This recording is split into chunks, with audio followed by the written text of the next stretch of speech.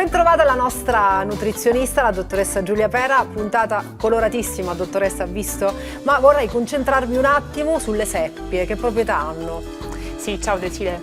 Allora, le seppie sono un alimento molto versatile e molto nutriente. Considerate che 80 kcal in 100 grammi, quindi è ipocalorico, lo possiamo mangiare anche a dieta. Inoltre le seppie hanno uno scarso contenuto di colesterolo, per cui può essere consumato anche a chi ha problemi di colesterolo.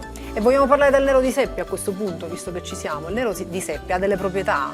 Sì, oltre ad essere gustosissimo, ma il nero di seppie è conferito proprio dal colore che è la melanina. All'interno abbiamo proteine, fibre e soprattutto un'azione antibatterica e antinfiammatoria. Bene, dottoressa, quindi grazie anche oggi per questi preziosissimi consigli. Ci rivediamo alla prossima. Alla prossima, grazie.